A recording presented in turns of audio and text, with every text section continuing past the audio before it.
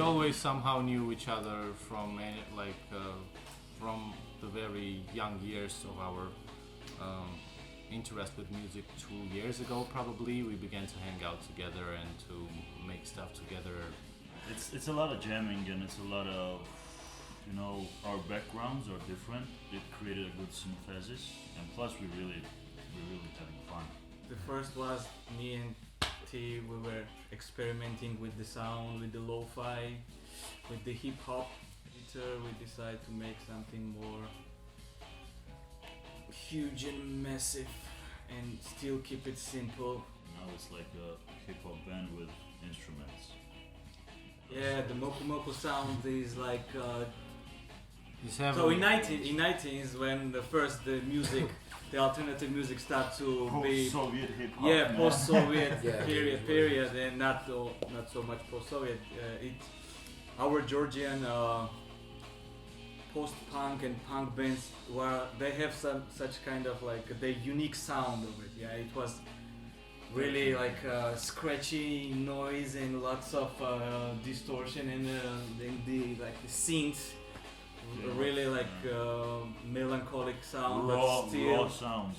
When we write music, we still kind of deep inside have this environmental part of it in us, so it just can't reminisce something on a road, for example, or when you go into some urban location, you just kind of feel it.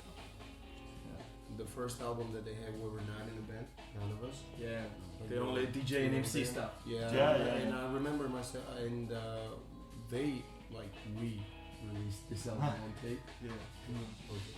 I was wow, they're making something that is really unique right now for me and for the scene in Georgia. I really wanted to somehow be a part of it, so I finally got a chance. Thank you very much. Yeah, guys, it was like one of the feelings that when you understand that, damn, they have a taste, man, and it doesn't happen pretty often.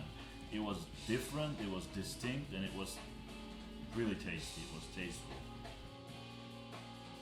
The main thing that, that has changed in our country maybe is, Tbilisi Open Air maybe, that has some influence on Georgian bands.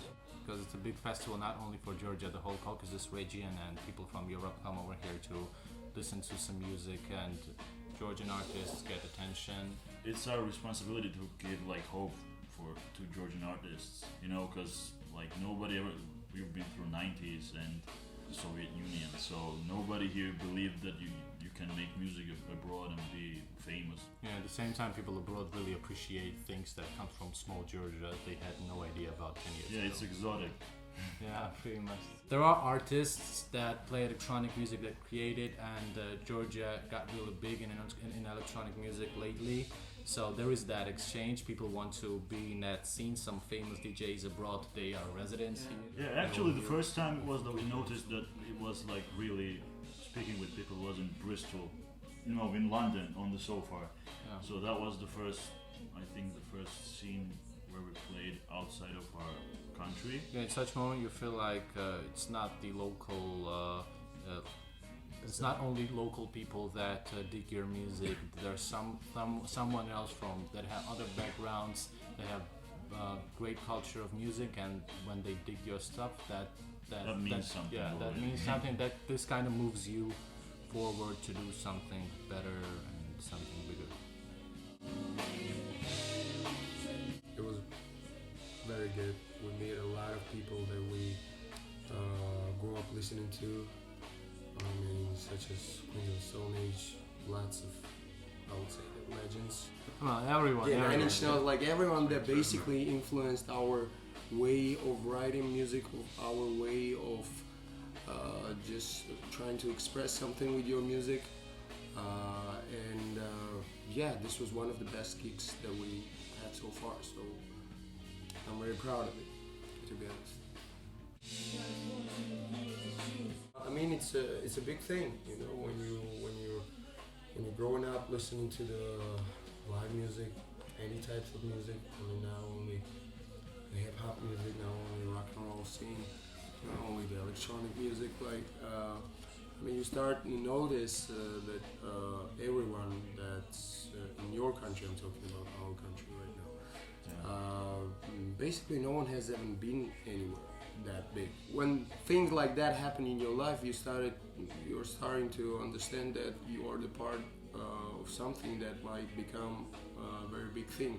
When we came back, I met a lot of people from Spain that were visiting Georgia like lately, and they knew us. It's a very cool thing when you start to notice that you're known outside your country. Now we try to focus on music and on finishing the album that we are working on. But as soon as we're done, probably we're gonna promote it all around the world, like in Georgia, and everybody should have a listen to it. Oh, by the way, we're on Spotify, right? We're on Spotify officially. Yeah, which is an natural thing, but we're happy with it. Yeah. We love Latin America. Yeah, man, that's my dream, and Yeah. I think ours. That's Our where band our is heart's based at. on loving Latin America. I personally have, as a guitar player, a lot of influence which comes from Latin America. So, in general, yeah, we would love to build a bridge. It would be interesting if we like integrate some Latin music in our music, and I would love to see people's reactions there to notice that we have their influences in our music. Yeah, that's pretty exciting, and we're looking forward to do that. Pretty much. Yeah. Yeah. In bridges. Thank you very much. Thank you so much. Yeah. Cut.